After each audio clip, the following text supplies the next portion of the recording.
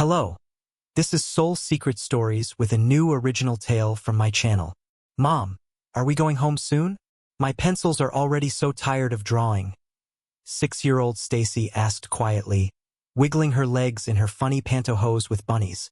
She was sitting on a soft leather sofa in the empty, dim hallway of the office, clutching a worn-out coloring book to her chest. Dear friends, I want to get to know those who are listening to me right now. Please write down which city or state you are from. It is very important and interesting for me to know my audience better.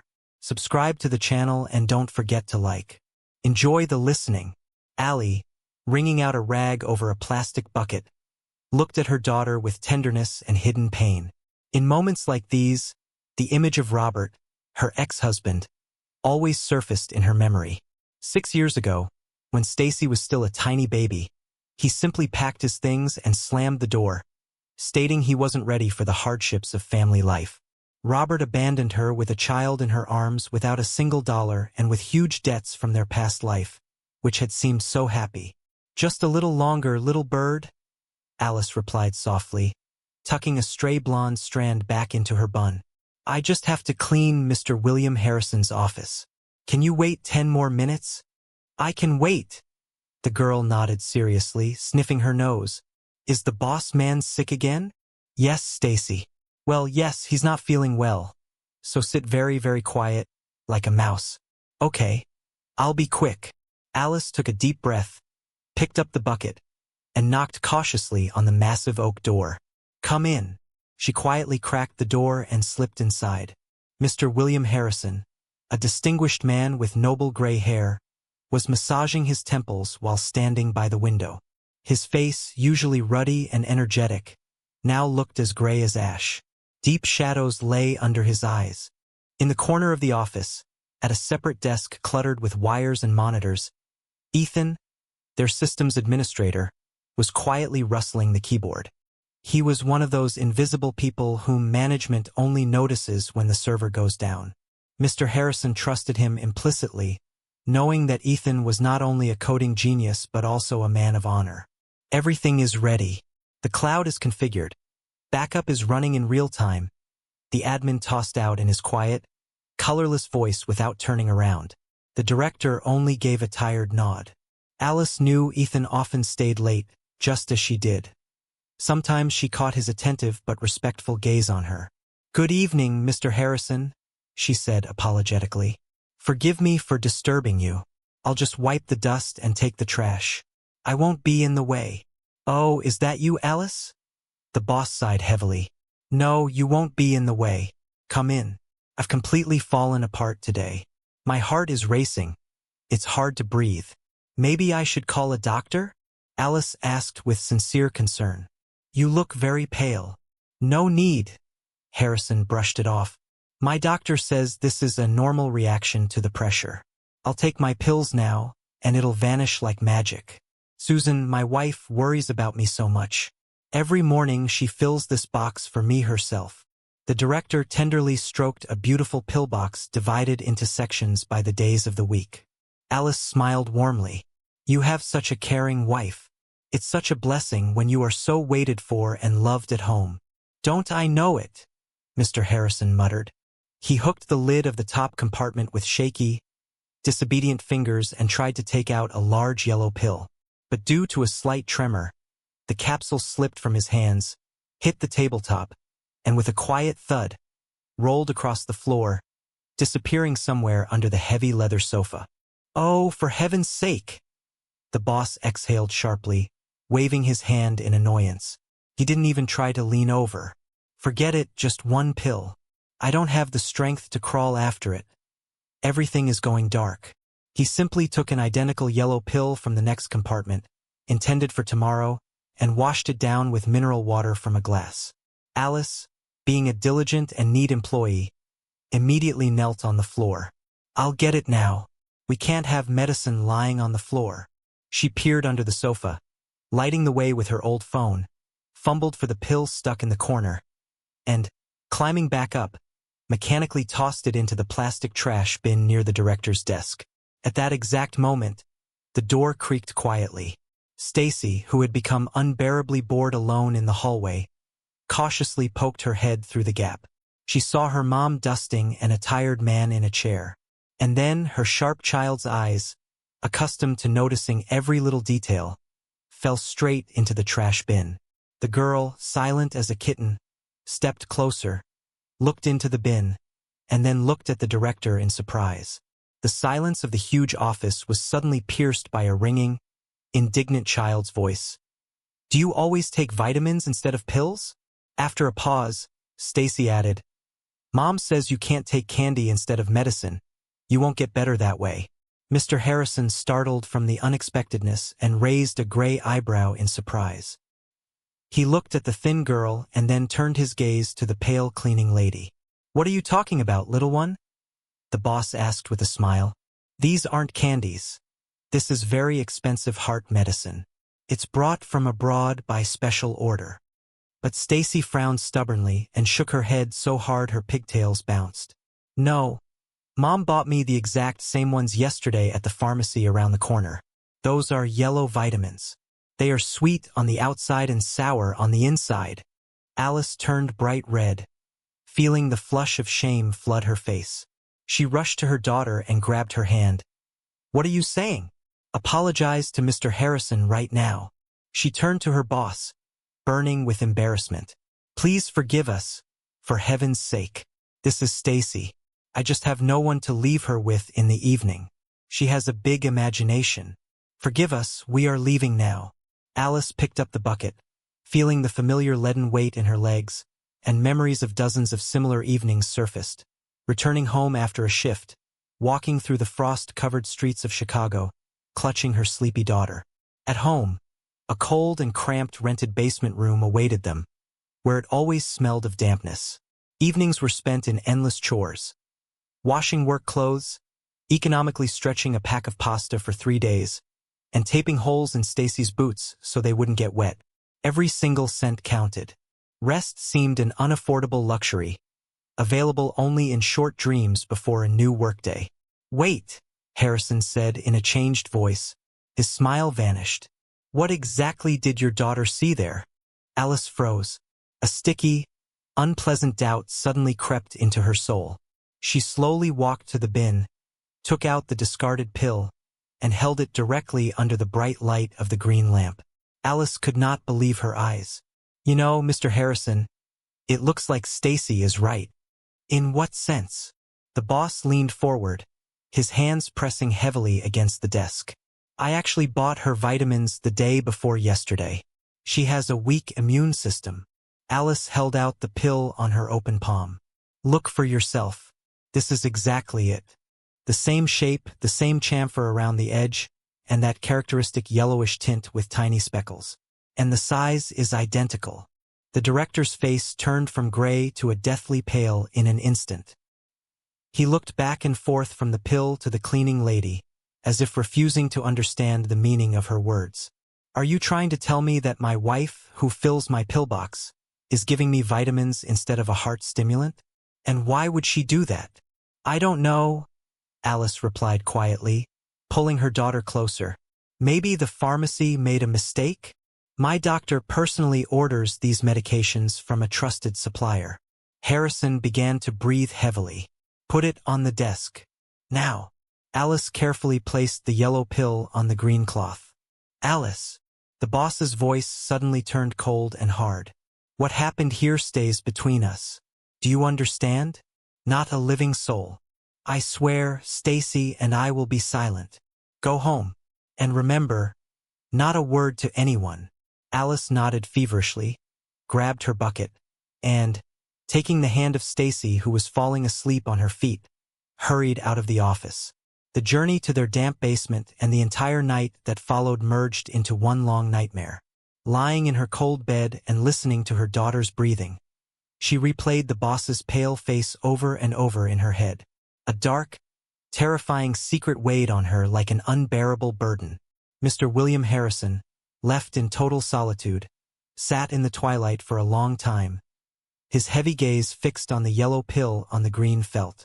He desperately wanted to believe it was just a ridiculous blunder by a pharmacist. But the cold mind of a businessman, used to never trusting coincidences, demanded facts.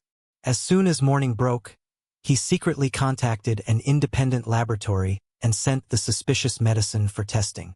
The following evening, Alice came for her shift as usual. Her hands were shaking with nerves. All day she couldn't stop thinking about the poor, deceived man.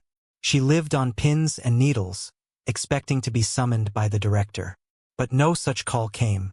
At that time, Harrison was pacing nervously in his locked office, his heart racing as he waited for the courier from the independent lab.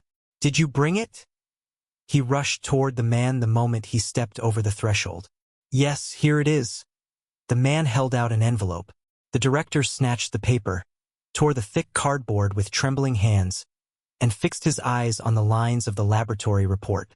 The courier thought about staying, perhaps to offer support, but the boss paid for the delivery and pointed to the door. The businessman slowly sank into his chair.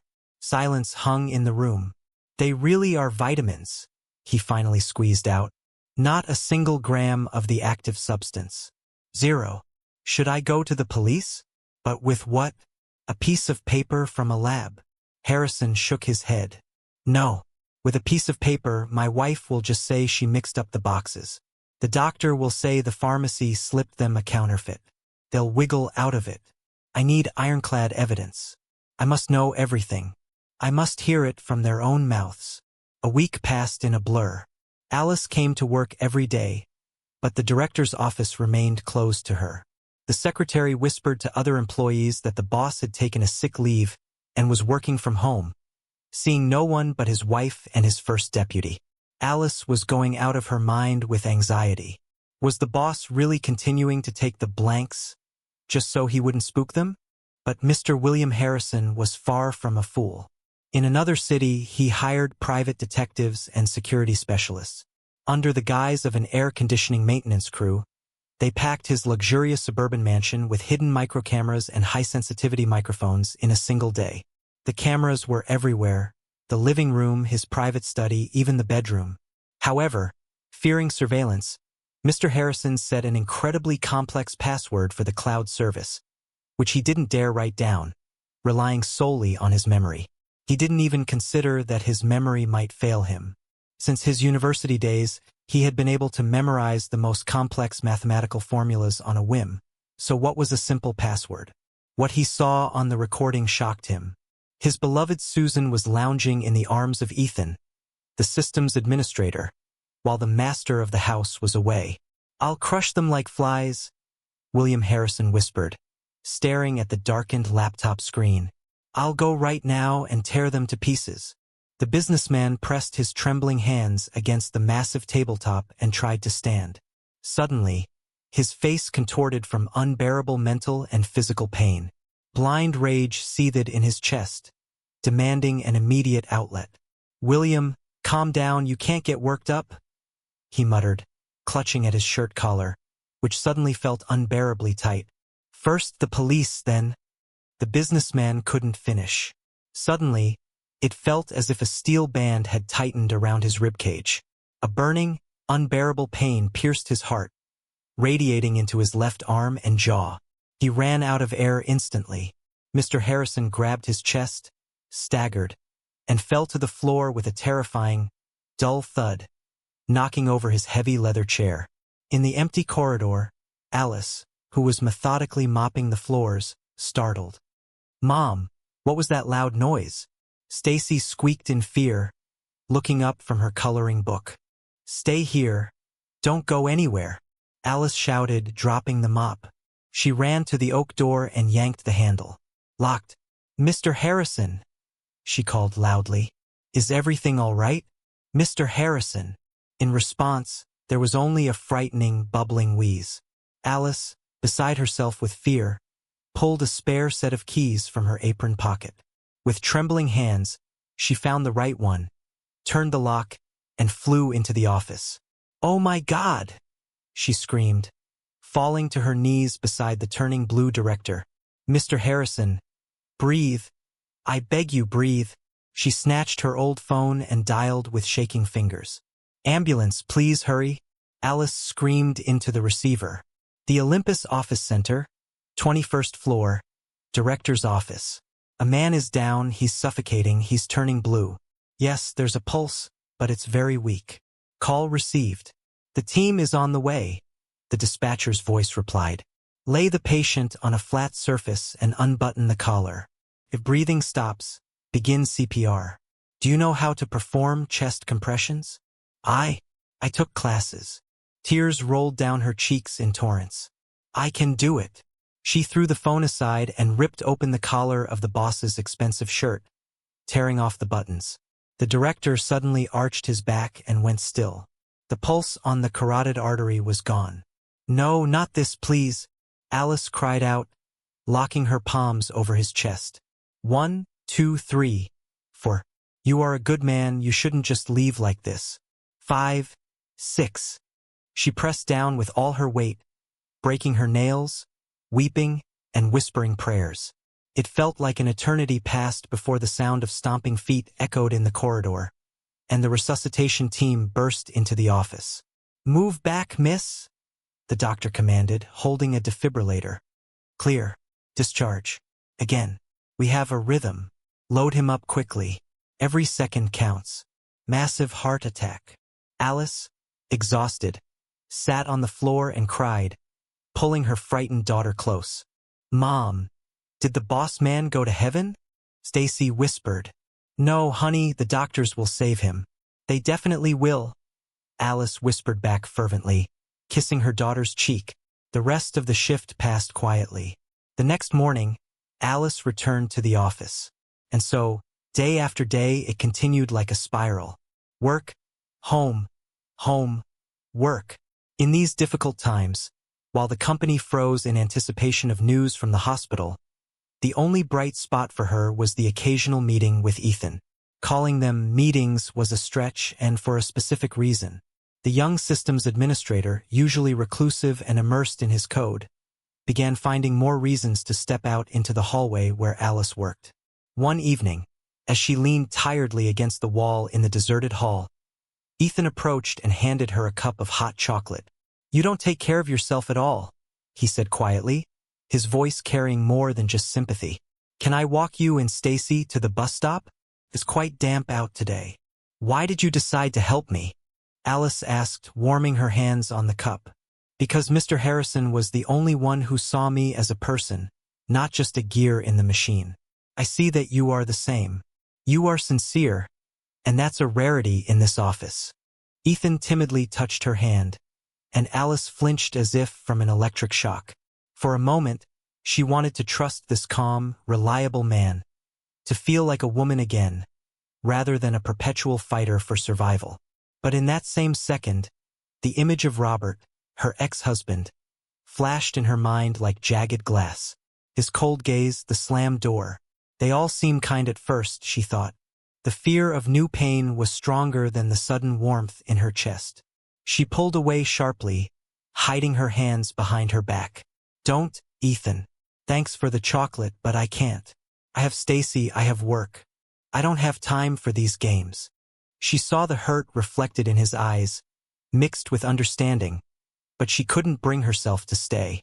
Alice practically ran away, dragging her heavy bucket, feeling her heart tighten from the invisible scars left by her ex-husband. She was convinced it was better to be alone in familiar poverty than to let someone into her soul again and one day find nothing but ashes. The next day, in the corridor of a private clinic near the glass doors of the intensive care unit where Mr. Harrison lay, two people stood. How did it all end up like this, Ethan? Susan whispered. The doctor said if it weren't for that cleaning lady, he wouldn't have lasted until the ambulance arrived. 5 minutes and it would have been over. Now he's in a coma, but the doctors are giving a favorable prognosis. He'll survive, do you understand? And when he wakes up, we're finished. He realized something yesterday. He looked at me like an enemy. Quiet, don't get hysterical, Ethan, who was also the first deputy, interrupted coldly, straightening his tie. He survived, so he survived. But while he's unconscious, he's incapacitated, so we'll force the issue. Do you have the power of attorney? Yes, the general one for all assets. But what about the cleaning lady? What if she saw something? What if he told her something before the attack? Ethan thoughtfully rubbed his chin. That's a good question. This morning I reviewed the corridor camera footage. This Alice has been hanging around his door far too often lately, clearly trying to suck up to him, and she called the ambulance too quickly. I wouldn't be surprised if that old paranoiac hired her to spy on us. Then get rid of her. Get rid of her immediately. Susan panicked. Calm down. By evening, she won't be here. I'll arrange it so she'll run out of the city herself as fast as her legs can carry her. The deputy sneered. That evening, Alice, with eyes red from lack of sleep and tears, was cleaning the cramped storage room on the basement level. Stacy sat nearby on an overturned bucket, drawing. The door creaked open, and the polished Ethan appeared. Alice? He sang out in an oily voice, not stepping inside. Be so kind as to go up to the 3rd floor. Someone spilled coffee in the archives. It needs to be cleaned up urgently before the papers are damaged. You can leave your bag here. It'll only take 5 minutes. Yes, of course. Alice nodded submissively. Stacy, sit here. I'll be right back. As soon as Alice disappeared up the stairs, the deputy grimaced in disgust, stepped quickly into the storage room, and pulled Mr. Harrison's heavy gold Swiss watch and a thick stack of dollar bills from his jacket pocket. He deftly shoved the wealth to the very bottom of Alice's bag, covering it with a child's sweater. Half an hour later, when the shift ended, Alice, holding her daughter's hand and carrying her bag on her shoulder, approached the security post at the exit. Employees were crowding around, heading home. Kuzmina, stop right there. The shift supervisor barked, blocking her path. We got a tip. Put the bag on the desk for inspection. What tip? Alice was bewildered. Guys, what's going on? I know all of you. On the table, I said. You two be witnesses. The guard said to 2 giggling secretaries. He then roughly snatched the bag from Alice, flipped it over, and dumped the contents onto the table. Coloring books, cheap makeup, and a half-eaten apple tumbled out. And then, with a heavy metallic clink, the gold watch fell, followed by the money. Silence hung in the hall. Oh! The guard acted surprised. Mr. Harrison's watch. They were left on his desk after that terrible attack. And here's the cash. You really did it, Kuzmina. The boss has 1 foot in the grave, and you looted his office. No. What are you? That's not mine. Alice turned pale. I didn't take it. Someone planted it. Yeah. Tell us another fairy tale. One of the secretaries snorted contemptuously, acting all poor while being a thief. Stacy sobbed in fear and hid behind her mother's leg. Alice felt suffocated by the injustice, turning red with burning shame before the crowd that looked at her with undisguised disdain. What is happening here? A commanding voice rang out. Ethan was slowly descending the stairs, feigning extreme disappointment. Ethan, they are saying I stole it, but it's not true. Alice rushed toward him. To my office now, the deputy hissed, stepping back in disgust. Security, confiscate the items as evidence. Leave the girl in the hallway with the secretaries. In the luxurious office, Ethan, the deputy, sat in the director's chair and crossed his legs. Alice stood before him, struggling to hold back her tears. Look, I'm not going to be sentimental. You were caught red-handed, and that's a felony. You're looking at 7 or 8 years in prison, considering the value of that watch. But you know it wasn't me. Alice cried out in despair. And who is going to believe you? He smirked. A cleaning lady and a single mother against the first deputy.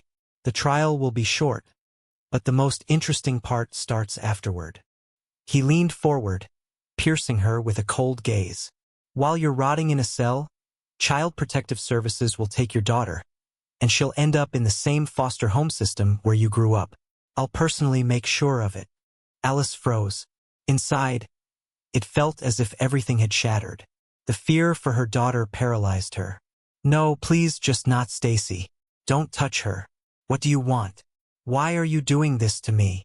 Oh, now we're talking business. Ethan tossed a stack of papers and a pen onto the desk. An ultimatum. Either I call the police right now and you say goodbye to your daughter forever, or you write a letter of resignation, sign this non-disclosure agreement regarding any corporate secrets, and leave the city forever. I don't want to see a shadow of you here, and if I ever see you closer than 100 yards from this office, you'll regret it. Choose. The clock is ticking. Alice looked at the closed door where her daughter was waiting. There was no choice. With trembling hands, without reading, she signed all the papers. "Good girl," he grunted, locking the documents in the safe. "You're free to go. I'll give you 3 hours to pack." Alice didn't wait to see if the boss would carry out his threats. That very night, the train lurched away from the platform with a metallic clang, carrying them and Stacy to the deep province. She sat by the window, clutching her sleeping daughter. "Mom, where are we going?" Stacy murmured sleepily, opening her eyes. "To the country, my little bird." Alice brushed away a tear, trying to smile. "Remember Mrs. Gable, the lady who used to bring us pies? She left me a small house in her will. She didn't have any other relatives, and it would be a shame for the house to go to waste. There will be birds and a river." "Will the boss man be there too?" Stacy asked innocently. "No, honey, the boss man stayed in the city. He needs to get better." A few hours later, they got off at a remote station. They had to walk to the village through muddy, soggy roads. A dilapidated, lopsided house greeted them with dampness, a leaking roof, and stinging nettles as tall as a person. "It's all right, Stacy.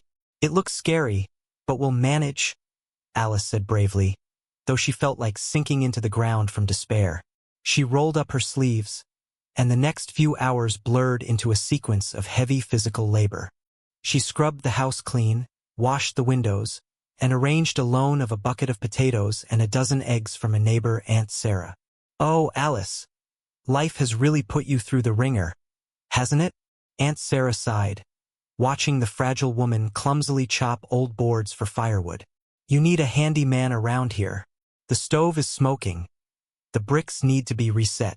"I'll handle it myself," Alice replied, wiping sweat from her forehead. "We're used to hardships. The main thing is that we're safe." Meanwhile, back in the city, Mr. William Harrison struggled to open his eyes. His head was throbbing, and his throat was parched. He looked around and realized he was in a hospital room. Monitors were beeping nearby. "Nurse," he rasped weakly.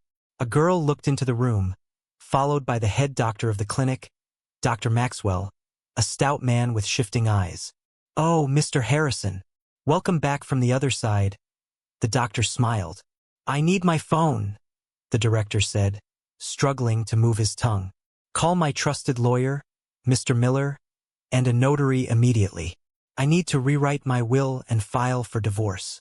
Dr. Maxwell exchanged a look with the nurse and sighed heavily. "The delirium continues," he whispered in her ear. "Hallucinations and paranoia due to prolonged cerebral hypoxia. Administer a sedative." The nurse nodded understandingly and hurried to follow the order. When the patient fell into a deep, drug-induced sleep, Dr. Maxwell went into the hallway. Ethan and Susan were already waiting for him. The deputy silently handed him a thick envelope. "Everything is here as we agreed. The papers are ready, of course." The doctor cautiously hid the envelope in his lab coat pocket. "Here is the official medical conclusion. The patient, W. Harrison, is declared temporarily mentally incompetent. He suffers from a severe form of post-infarction dementia and paranoia. He requires rest and guardianship." "Perfect," Susan smiled. "Now our hands are untied." Using the general power of attorney, she acted with terrifying speed.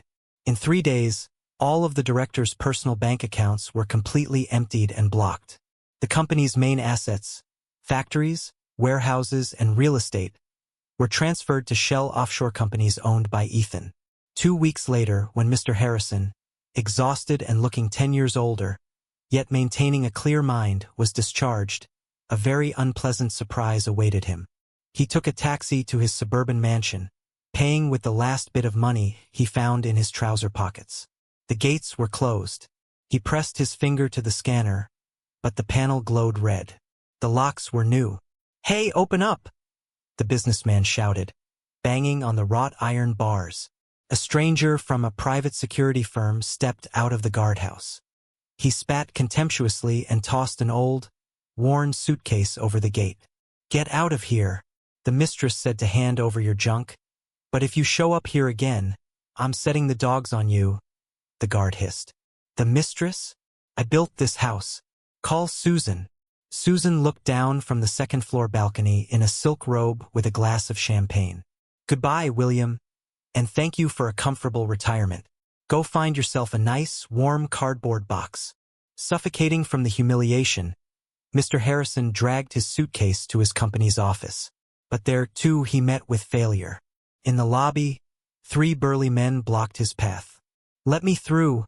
I am the CEO." He tried to push past. The lead security guard pushed him in the chest so hard that Harrison flew back against the wall. "Listen here," the security guard said threateningly.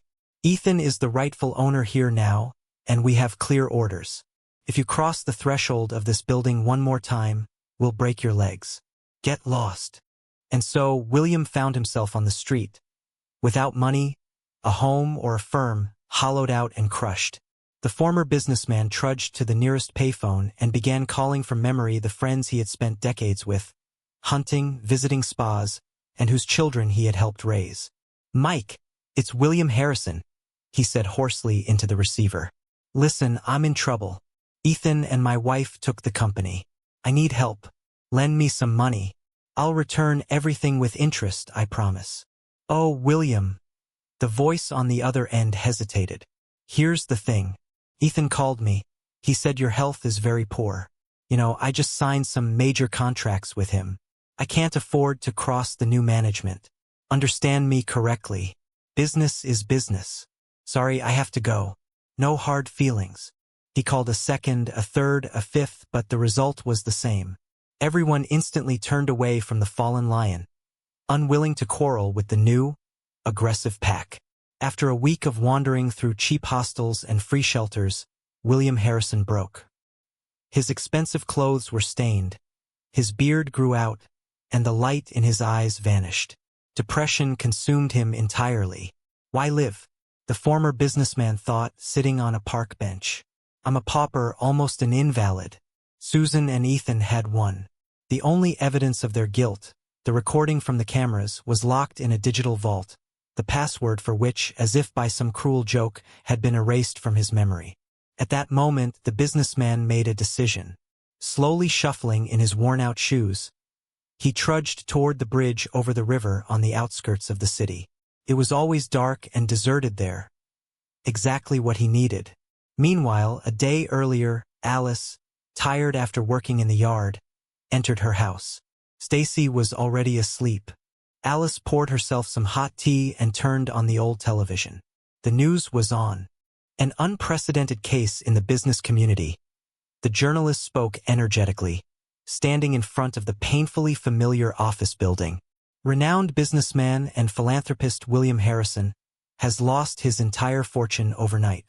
As we have learned, due to his own gullibility and health problems, the controlling stake and all real estate have passed into the hands of his young wife and former business partner. The screen showed a photo of a smiling Ethan and Susan cutting a red ribbon. Alice gasped.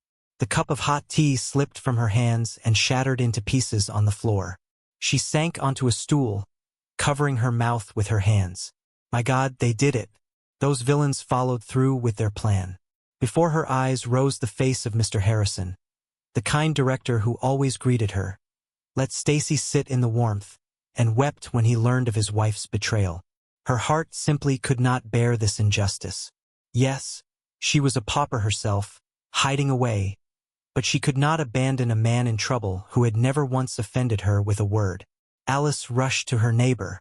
"Sarah, please!" She pounded on the door in the middle of the night. "Please, lend me money for a ticket to the city and back, and watch Stacy for a couple of days. I beg you." "What happened? A fire?" the old woman asked, frightened, pulling rolled-up bills from under her mattress. "A good man needs saving," Alice said firmly, taking the money. By morning, she was in the city. She began systematically district by district, going through all the shelters and soup kitchens. She asked about a tall, gray-haired man with a kind face at charitable dining halls and church basements. Yeah, I saw him. A homeless woman at the station finally answered her toward evening, tucking the $100 Alice gave her into her pocket. He was hanging around here for a couple of days, looking real bad, coughing all the time. I think he went toward the bridge. Alice's heart beat anxiously. She caught a taxi, giving away her last bit of cash. A downpour stood like a wall. The wind raged on the bridge. She ran along the sidewalk, peering into the darkness, and suddenly she saw him. William Harrison was standing on the other side of the parapet. He was holding onto the slippery railing with one hand, looking down into the black, churning abyss. He was wearing a ragged, soaking wet jacket. He took a deep breath, closed his eyes, and began to loosen his grip. "Mr. Harrison!" Alice screamed. She rushed to him, leaned over the parapet, and grabbed the hem of his wet jacket with a death grip. "No!" she cried out, trying to pull him back. The director startled, nearly slipping. With a dazed look, he stared at the woman who was pulling him toward her with all her might. Water streamed down his hollow cheeks. The man barely recognized his former cleaning lady in this soaked, determined woman. "Alice? Why are you here? Let go. Not a chance. Grab my hand," she shouted over the noise of the rain and wind. "I'm nobody now. Don't you understand?" He shook his head, tears mixing with the rain on his face. "They took everything. My life, my name. Leave me. Just let me go." But Alice was relentless. She braced her feet against the concrete and yanked him toward her with all her strength. "You call this peace? Just surrendering to those thugs?" she yelled in her boss's face. "Money is temporary. Here today, gone tomorrow. But the main thing is life. As long as you're breathing, you can fight." She hauled him over the parapet, and they both nearly collapsed onto the wet asphalt. William Harrison sobbed like a child, covering his face with his hands. Alice stood beside him, her arms around his shoulders. "And we will fight the injustice together," she said firmly. "Let's go home." Thus began their new life. Alice literally forced the exhausted and sick William to come to her village. The first weeks were a true trial. Used to luxury and a personal driver, Mr. Harrison felt like an alien in the dilapidated house with wood fire heating. He had frequent attacks of angina. He would wake up at night gasping from weakness and despair. "Alice, why are you bothering with me? I'm a burden. At least take me to a hospice." "Whatever gave you that idea?" she answered sternly, adjusting his pillow. "The local medic told me that manageable physical activity trains the heart, and as they say, a rolling stone gathers no moss." Mr. Harrison shamefully lowered his eyes. Like it or not, the businessman had to listen. At first, he couldn't even lift an axe to split a small log. But the fresh pine air, simple country food, and most importantly, Alice's sincere care, worked true miracles. Soon, Alice decided to test a hunch she had received from a kind old woman in the settlement. But first, she needed to get Mr. Harrison's approval. She started from afar. "Mrs. Gable, the neighbor across the way, says there's an old man here who performs real miracles," Alice said softly but insistently, leading William by the arm along a narrow forest path. "Don't mind that he lives so far out. Zach feels the herbs in a way that no professor knows his pills." The former director breathed heavily, stopping after every 10 steps. "Oh, Alice, I don't believe in these country fairy tales. I need a cardiologist in a hospital. My heart feels like it's in a vice." "What cardiologists?" she countered, adjusting her scarf. "Please trust me. Besides, we're already here." Before them stood a low hut, sunken into the ground, surrounded by hundreds of bundles of aromatic herbs drying in the sun. An elderly man sat on the porch, warming himself in the rays of the soft sun. His eyes were hidden behind dark glasses. "Good afternoon, Zach," Alice greeted him, stepping closer. "I brought a patient to see you, a relative of mine. His heart is suffering shortness of breath, pain. Can you take a look?" The blind old man slowly turned his head toward the sound. The heart, you say? He responded. Come closer, little man, and give me your hand. William Harrison looked at Alice with doubt but extended his wrist to the blind herbalist anyway. The man gripped it with tenacious fingers. What's your name? Zack asked, feeling the pulse. Harrison. William Harrison, the former director sighed. The old man's fingers flickered for a second and squeezed so hard that Harrison winced. William Harrison flashed through the healer's mind. The voice of the man who, along with his lapdog Ethan, sent my life off the rails. Few knew that 20 years ago this hermit wasn't just Zack. He was a brilliant cardiologist, Professor Taylor, the owner of the best private clinic in the region. Back then, Harrison's first deputy had decided to seize the clinic. William, without looking into the details, had signed a couple of seemingly harmless papers, trusting his deputy. As a result, the professor lost everything. His wife, unable to bear the shame and poverty, fled. His little daughter ended up in a foster home, and Taylor himself, after a brutal attack by hired thugs, went blind and ended up on the street. He survived only by a miracle, hiding in this remote village.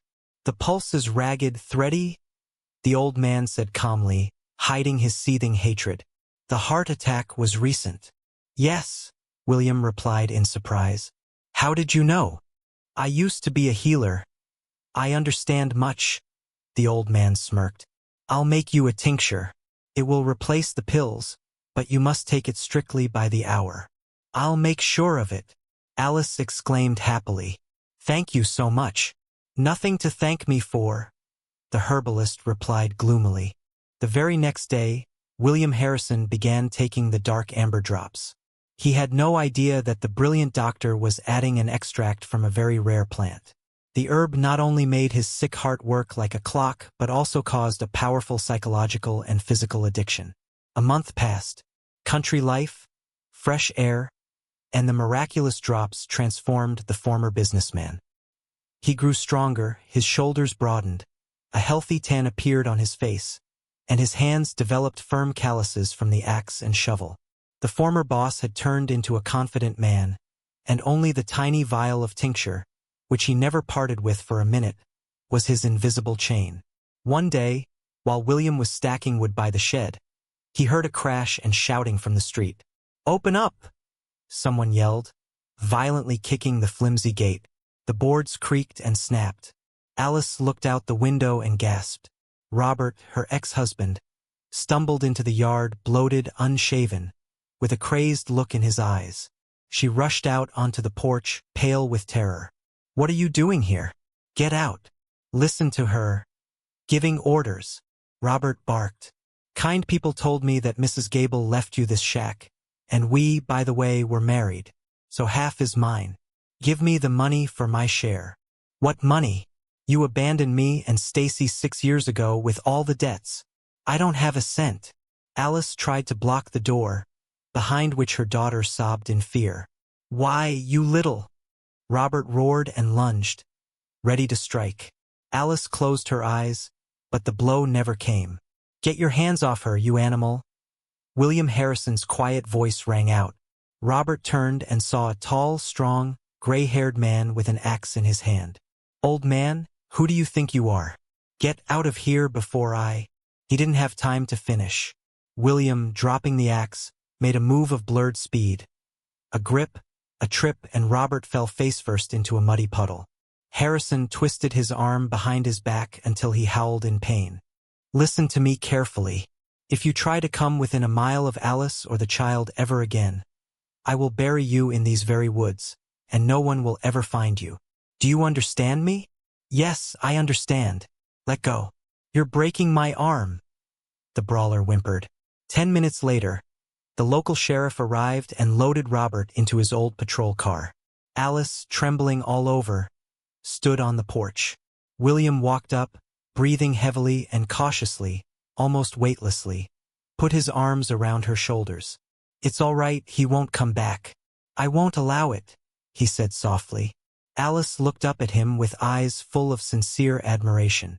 At that moment, William realized he felt a piercing tenderness for her. He suddenly wanted to protect her from the whole world. That evening, they sat by the warmly lit stove. Stacy was asleep behind the curtain, and Alice was pouring tea. The sleeve of her old sweater accidentally slid up, and William's gaze fell on her left wrist. He froze. The cup in his hand trembled. "Where did you get that?" His voice was suddenly hoarse. "What exactly?" Alice didn't understand. "That birthmark." Alice shrugged, rubbing her wrist. "Oh, since birth. The teachers at the orphanage always laughed. They called me the Moon Girl." "Why?" William Harrison turned pale. 30 years ago, he had kissed the exact same mole on the hand of the only woman he had ever truly loved, Kayla. He had been forced to marry another to merge family fortunes. Kayla had vanished then, cutting all ties, and a year later, friends had brought him terrible news. She had passed away suddenly from heart disease. It was a karma that had eventually haunted him as well. "Alice, tell me about your mother, please," the businessman pleaded. "There's not much to tell," she smiled sadly. "I don't remember her. My mother passed away when I was just a 1-year-old. No relatives could be found, so I was sent to an orphanage. I never knew my father at all. Do you have any photos of her?" "I have one, an old black and white. The orphanage director gave it to me at graduation." Alice pulled a worn cardboard square from her purse. William Harrison took the photograph, and from it, a young, smiling Kayla looked back at him. The world swayed before his eyes. "Mr. Harrison, you look unwell. Should I get your drops?"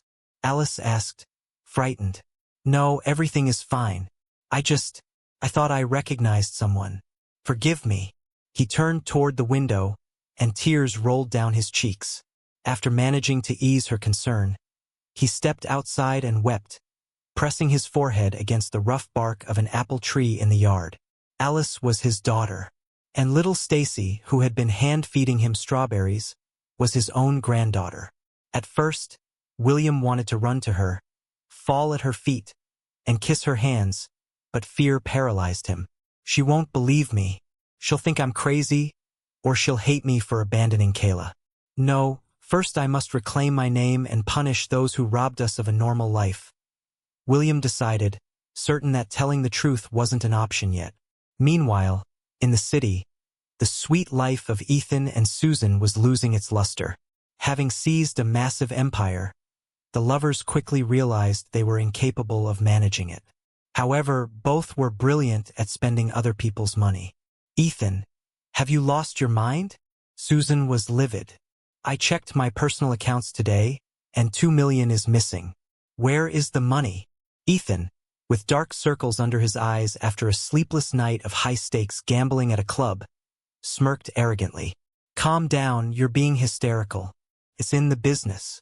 I made some investments through Cypriot funds. Business requires capital." "What capital?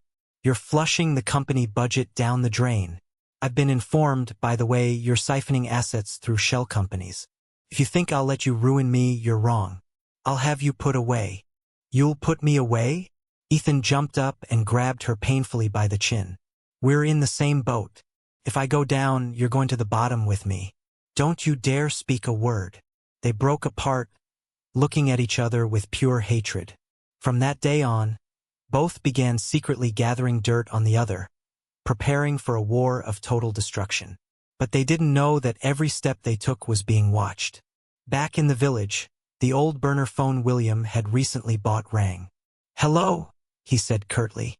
"Mr. Harrison, it's Ethan Vane, the systems administrator."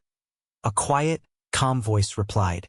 "Note, this is the young admin from earlier, not the deputy. They are ready to incinerate each other. They're like spiders in a jar." In that moment, the former director involuntarily remembered how 5 years ago, this young man had come to him, stuttering with despair, to ask for an advance for his mother's surgery. Harrison hadn't just given the money. He found the best surgeons and paid for everything down to the last cent. Ethan hadn't cried or fallen to his knees. He had just looked at William in a way that made him realize this boy would follow him into fire or water. "What is happening there?" William asked, pushing back the memories. "Ethan, the deputy, has been stealing, gambling debts. He's signing fictitious contracts and siphoning millions.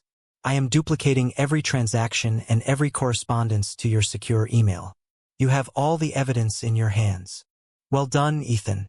Thank you. I'll never forget this. The director replied sincerely.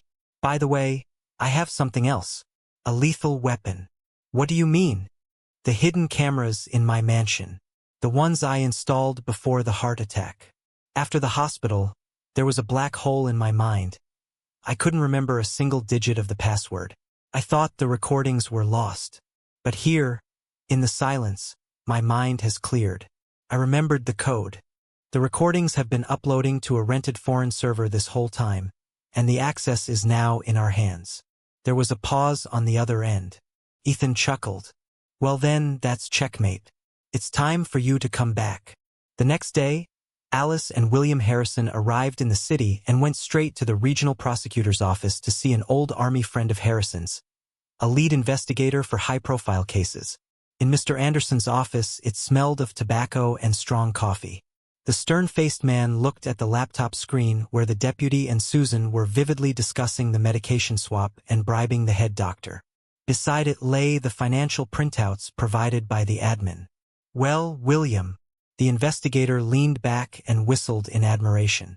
I've been digging into these vultures for a long time, but they cleaned up all the tracks. This is a ready-made case. Organized crime, attempted murder, large-scale fraud. We'll take them first thing tomorrow. The following morning went down in the history of the Olympus Office Center. The deputy sat in his former boss's office, staring at a monitor where his accounts were flashing red. He muttered in a panic, "Where is my money? Where are the transfers?" He had no idea that police officers were already outside his door, ready to arrest him. Susan was equally unlucky. She didn't manage to slip away. A month later, the court restored all of William Harrison's rights. The decision of the bribed head doctor was declared void. The doctor lost his license and followed the conspirators to jail. William Harrison returned to his office and sat in his chair. Alice stood beside him, quietly happy for her boss. Well, Alice, justice has finally prevailed. He smiled tiredly. Now we'll check the accounts and He entered the banking system and froze. On the corporate accounts, where there should have been millions, there were only pennies. The majority of the assets had vanished without a trace. Ethan, the systems administrator, walked quietly into the office. I moved the money, he said calmly, looking the boss right in the eye. Alice gasped. Harrison rose slowly. What did you say? You betrayed me? No, I saved the money from the deputy, the admin replied coolly. Moving millions to third-party crypto wallets is a sure way to get us all charged with a felony. I was more subtle. Using superuser rights, I swapped the bank details in his payment orders. Formally, the money was leaving, but it wasn't going to his offshores. It went to an old, frozen reserve account of our own subsidiary that the deputy didn't even know existed. If I hadn't done it, he would have blown it all on his gambling. I've already lifted the block and initiated the return to the main account. It should show up very soon. William Harrison was stunned. But why didn't you tell me? Why did you set all this up? Ethan turned his gaze toward Alice. In his eyes was a tenderness so deep and hidden that Alice shyly lowered her lashes. Because I couldn't take any risks, Ethan said softly. I had to be certain that I had leverage if something went wrong. William Harrison looked at the young man and saw his younger self, just as desperate and just as ready to do anything for the truth. He gave Ethan's hand a firm shake. Stepping across the threshold of the boss's mansion for the first time, Alice shivered. Marble floors, crystal chandeliers, the echo of footsteps. It's not very cozy. It feels like a museum, she admitted. I know. William nodded resolutely. Tomorrow, put this tomb up for sale. We're buying a new home. 2 months later, they moved into a bright, spacious suburban cottage on the shores of a clear lake. Pines rustled around them, and wicker chairs sat on the veranda. One evening, after Stacy had fallen asleep, William invited Alice into the living room. Logs crackled in the fireplace. Alice, sit down. I need to tell you something very important. His voice trembled. Alice grew alert, sitting on the edge of the sofa. William pulled the old black and white photo of Kayla and a document with a blue seal from his pocket. "Remember I asked you about your mother?" he began, a lump in his throat. 30 years ago, Kayla and I loved each other, but my father forced me to take a different path. Kayla was proud. She left without telling me a word. Alice looked at him, confused. "And why are you telling me all this?" Tears streamed down the businessman's cheeks. He handed her an envelope. "Remember a month ago, when we went to the city to see the investigator, and I asked for your hairbrush, saying I needed it? In truth, that same day, I secretly took your hair to a genetic center. The whole time the trials were happening, I was waiting for the results. I did a DNA test. Forgive me for doing it in secret. I was so afraid of being wrong and giving us both false hope. I'm not just your former boss. Alice, I'm your father." Alice froze. It felt as if the air had been sucked out of the room. She stared at the paper, at the numbers 99.9%, and then at the weeping man. "No." She shook her head, backing away. "This can't be. You're lying. My father abandoned us. And because of him, my mother died and I grew up in an orphanage. I didn't know. I swear. I didn't know Kayla was pregnant. They told me she died. Forgive me. I know I have no right to be called your father, but I beg you, let me fix this. Let me be a grandfather to Stacy." Alice sobbed, clutching her hands to her chest. Inside her, a storm of resentment raged. For her hungry childhood, the years in the boarding school, and Robert's betrayal. But then she looked first at her crescent-shaped birthmark, and then at the man who had gone against criminals for her, who had pulled her out of poverty. Taking a step forward, she threw her arms around his neck. "Dad, I've waited for this my whole life." A year later, music played in the new cottage. The wedding was held without the press or pomp, only those closest to them. Alice, in a light, flowing white dress, glowed with happiness. Ethan, in an elegant suit, couldn't take his adoring eyes off her. William Harrison, beaming with joy, walked his daughter down the aisle. Officially this time. Among the guests of honor sat another elderly man in dark glasses. It was Zach. When William had learned the truth about the herbalist and how he had become a hostage to the dangerous tinctures, he hadn't gone to the police. Instead, he had traveled to the lopsided hut and spent a long time asking for forgiveness, telling the blind man how Ethan, the deputy, had deceived them both. Zach had listened in silence to his enemy's confession, his hand tightly gripping a vial of potent plant poison in his pocket, which he had planned to mix into the next dose of drops. The revenge he had nurtured for 20 years was within arm's reach. But the healer suddenly realized. William had already walked through his own hell, having been betrayed and thrown onto the street. To follow through with the revenge would mean becoming the same monster as the men who ruined them, and it would rob little Stacy of her newfound family. The old man sighed heavily, put away the poison, and pulled out another vial with a clear liquid. "Take 3 drops on an empty stomach," Zach said hollowly, handing over the medicine. "It's the antidote. It will break the addiction. We both suffered from the same vulture. We have nothing left to fight over." Now that the clinic had been returned to Professor Taylor, he had become a guest of honor in their family. Stacy, in a fancy dress, ran up to the table. "Grandpa William, Grandpa Zach, let's go dance. Daddy Ethan said you're the best dancers." William Harrison laughed and swept his granddaughter into his arms. The family, woven together from pain, years of deception, and difficult forgiveness, had finally found its happiness. And this bond was stronger than any steel. Note: thank you for following this story to the end. If you enjoyed this narrative, I truly appreciate your support. Until next time.